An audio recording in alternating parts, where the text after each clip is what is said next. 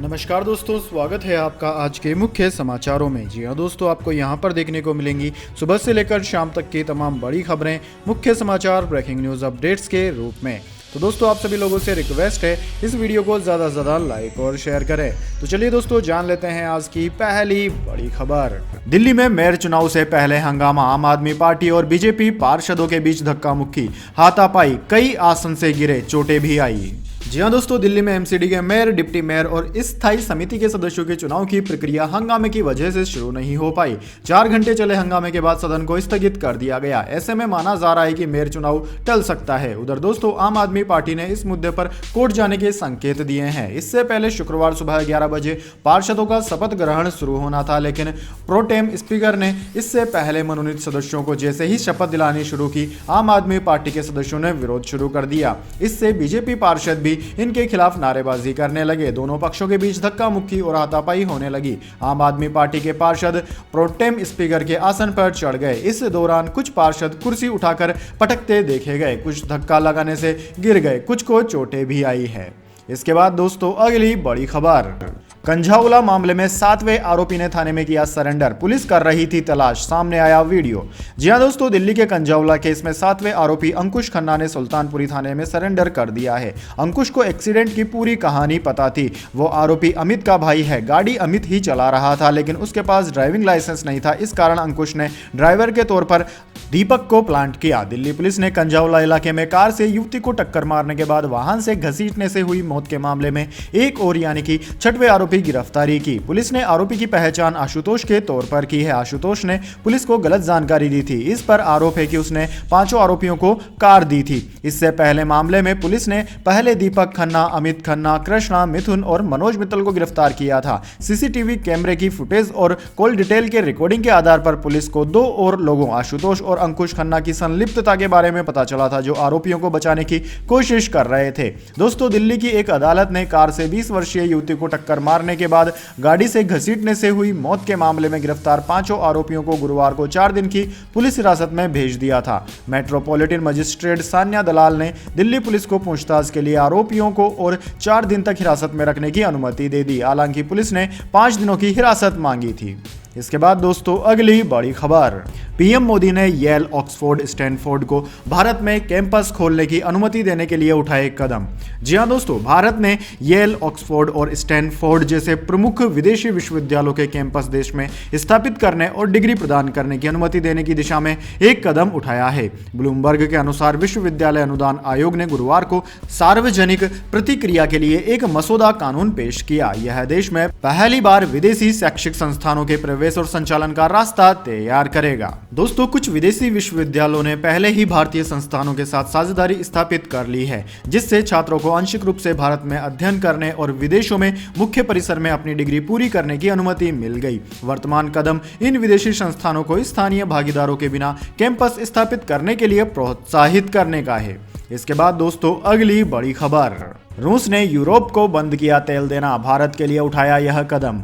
जी हां दोस्तों, रूस और यूक्रेन युद्ध के बीच भारत के साथ रूसी तेल का कारोबार लगातार नई ऊंचाइयों को छू रहा है। इस बीच खबर है कि रूस आर्कटिक क्षेत्र से निकालने वाले कच्चे तेल की सप्लाई को छूट के साथ भारत और चीन को बेच रहा है। पहले यह तेल यूरोप के देशों को बेचा जा रहा था, लेकिन पिछले महीने से यूरोपीय देशों ने तेल खरीदना बंद कर दिया, जिसकी वजह से इसकी सप्लाई चेन दूसरे ग्राहकों की ओर मोड़ दी गई। दरअसल दोस्तों, दिसंबर में यूरोपीय यूनियन G7 देशों के समूह और ऑस्ट्रेलिया ने रूसी तेल पर प्राइस कैप लगा दिया था। प्राइस कैप लागू करते समय कहा गया था कि अगर रूस इसे नहीं मानेगा तो उस पर कई और प्रतिबंध लगा दिए जाएंगे। रूस ने प्राइस कैप को मानने से इनकार कर दिया। रूस ने कहा कि जो देश उससे तेल पर प्राइस कैप लगाएंगे वह उसे तेल बेचना बंद कर देगा। इसके बाद आर्कटिक क्षेत्र से निकलने वाले जो कच्चे तेल यूरोप के देशों में भेजे जाते थे, उसे रोक दिया गया है। ऐसे में तेल कंपनियां नए खरीदारों की तलाश में जुट गई है। सिंगापुर बेस्ड एक तेल कारोबारी ने इस मामले में कहा कि पहले आर्कटिक तेल को यूरोपीय देशों में भेजा जाता था, लेकिन अब उसे कहीं और भेजना होगा। इसके बाद दोस्तों अगली बड़ी खबर, एलन मस्क से केवल एक कदम दूर गौतम अडानी, नंबर 2 की कुर्सी के लिए छिड़ी जंग। जी हां दोस्तों, दुनिया के टॉप 10 अरबपतियों में भारत का डंका बज रहा है। लिस्ट में शामिल भारतीय उद्योगपति गौतम अडानी के नाम जल्दी एक बड़ी उपलब्धि जुड़ सकती है। दरअसल वे टेस्ला सीईओ एलन मस्क को पछाड़ते हुए कभी भी दुनिया के दूसरे सबसे अमीर इंसान बन सकते हैं। दरअसल दोस्तों, मस्क और अडानी की नेटवर्थ में फासला अब बेहद कम रह गया है। दोस्तों आपकी जानकारी के लिए बता दें, जहां एक और अरबपति एलन मस्क के लिए साल 2022 खराब साबित हुआ, तो वहीं नया साल 2023 भी उनके लिए कुछ अच्छा साबित नहीं होता नजर आ रहा। बीते साल के अंत में मस्क के सिर से दुनिया के नंबर 1 अमीर का ताज फ्रांस के अरबपति बर्नार्ड अर्नॉल्ड ने छीन लिया। वे दूसरे पायदान पर खिसक गए। वहीं अब उनसे नंबर 2 की कुर्सी भी खतरे में, क्योंकि भारतीय उद्योगपति गौतम अडानी मस्क को टक्कर देते हुए उनके बेहद करीब पहुंच गए हैं। दोस्तों गौतम अडानी की बात करें तो गौतम अडानी की संपत्ति 119 बिलियन है, जबकि एलन मस्क की संपत्ति 124 बिलियन है। यानी कि दोनों की संपत्ति में महज 5 बिलियन का अंतर बचा है। इसके बाद दोस्तों अगली बड़ी खबर, 4 दिन में दूसरे जैन मुनि ने त्यागे प्राण। जयपुर में समेत शिखर के लिए अनशन पर थे। संत बोले ऐसे ही बलिदान देते रहेंगे। जी हां दोस्तों, जैन तीर्थ स्थल समेत शिखर के लिए एक और जैन मुनि ने अपने प्राण त्याग दिए हैं। गुरुवार देर रात 1:20 पर मुनि समर्थ सागर का निधन हो गया। 4 दिन में ये दूसरे संत थे जिन्होंने अपनी देह त्यागी है। शुक्रवार सुबह जैसे ही संत के देह छोड़ने की जानकारी मिली, बड़ी संख्या में जैन समुदाय के लोग मंदिर पहुंचने लगे। संत की डोली यात्रा संगीजी मंदिर से विद्याधर नगर तक निकाली गई। इस मौके पर जैन संत शशांक सागर ने कहा कि जब तक झारखंड सरकार समेत शिखर को तीर्थ स्थल घोषित नहीं करेगी, तब तक मुनि ऐसे ही बलिदान देते रहेंगे। दोस्तों जयपुर के सांगानेर स्थित संगजी दिगंबर जैन मंदिर में समर्थ सागर जी ने 3 दिन से आमरण अनशन कर रहे थे। दोस्तों आपकी जानकारी के लिए बता दें, समेत शिखर को पर्यटन स्थल घोषित किए जाने के विरोध में इसी जैन मंदिर में जैन मुनि सुगेय सागर महाराज ने 3 जनवरी को प्राण त्यागे थे। मंदिर में आचार्य सुनील सागर महाराज प्रवास पर हैं और उनके सानिध्य में ही मुनि समर्थ सागर को जैन रीति रिवाजों के साथ आज समाधि दे दी गई। इसके बाद दोस्तों अगली बड़ी खबर, फ्लाइट में महिला से बदसलूकी करने वाले शंकर मिश्रा को बड़ा झटका, हाथ से गई नौकरी।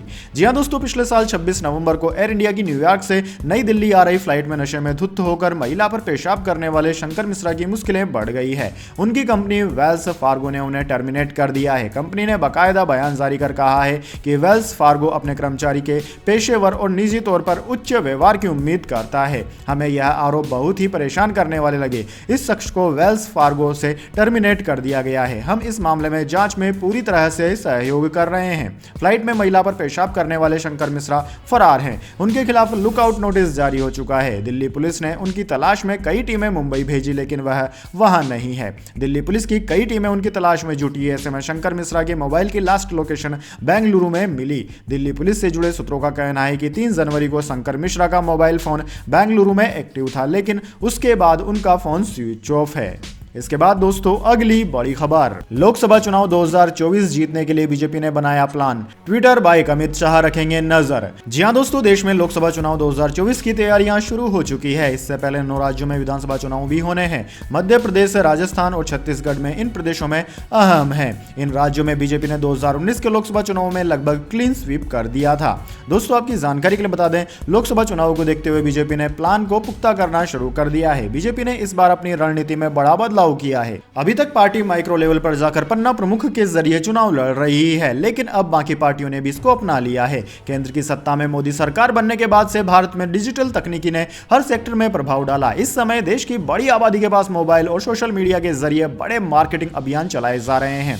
कोई भी जानकारी अब एक पल में लाखों लोगों के मोबाइल पर पहुंच रही है। दोस्तों बीजेपी के रणनीतिकारों ने इस बार सोशल मीडिया को चुनावी हथियार बनाने का फैसला किया है। बीजेपी के प्लान के मुताबिक हर संसदीय क्षेत्र के लिए ट्विटर हैंडल बनाए जाएंगे और उसमें 50,000 फॉलोअर्स उसी इलाके के जोड़े जाएंगे। ट्विटर पर फॉलोअर्स बढ़ाने के लिए बीजेपी की टीमें कॉलेज जाने वाली लड़कियों, स्वयं सहायता समूह, धार्मिक नेताओं के जरिए संपर्क साधेगी।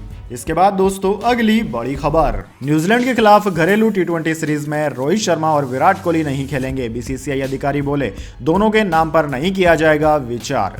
जी हां दोस्तों, न्यूजीलैंड के साथ घरेलू सीरीज के दौरान टी20 के कप्तान हार्दिक पांड्या हो सकते हैं, वहीं विराट कोहली और रोहित शर्मा इस टीम का हिस्सा नहीं होंगे। हालांकि न्यूजीलैंड के साथ 3 वनडे और 3 टी20 मैचों की घरेलू सीरीज के लिए टीम की घोषणा अभी नहीं की गई है। इस टीम की घोषणा नई सिलेक्शन कमेटी करेगी। न्यूजीलैंड के साथ पहले 3 वनडे मैचों की सीरीज 18 जनवरी से शुरू होगी। उसके बाद 27 जनवरी से ही T20 सीरीज खेली जाएगी। दोस्तों, मीडिया रिपोर्ट्स की माने तो T20 सीरीज से सीनियर खिलाड़ी विराट और रोहित शर्मा को आराम दिया जा सकता है। स्पोर्ट्स की एक वेबसाइट से भारतीय क्रिकेट कंट्रोल बोर्ड के एक अधिकारी ने बातचीत में कहा कि न्यूजीलैंड के साथ घरेलू सीरीज के दौरान 3 T20 मैचों की सीरीज के लिए रोहित शर्मा और विराट कोहली के नाम पर विचार नहीं किया जाएगा। मोहम्मद शमी, भुवनेश्वर कुमार और आर अश्विन जैसे सीनियर्स खिलाड़ी T20 के प्लान से पहले ही बाहर हो चुके हैं। इसके बाद दोस्तों, अगली बड़ी खबर, पहाड़ों पर फिर बर्फबारी हो सकती है। राजस्थान के माउंट आबू में पारा -6 डिग्री पहुंचा। MP में स्कूलों की हुई छुट्टियां।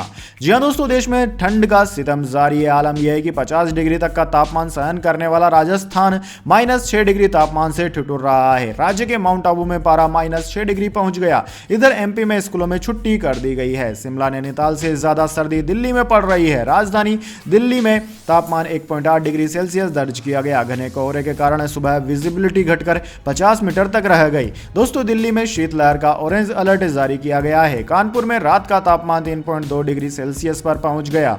मौसम विभाग के अनुसार 7 जनवरी से पहाड़ी इलाकों में बर्फबारी फिर शुरू होगी। इससे उत्तर भारत के मैदानी इलाकों में तापमान और गिर सकता है, जिससे ठंड और ज्यादा बढ़ेगी।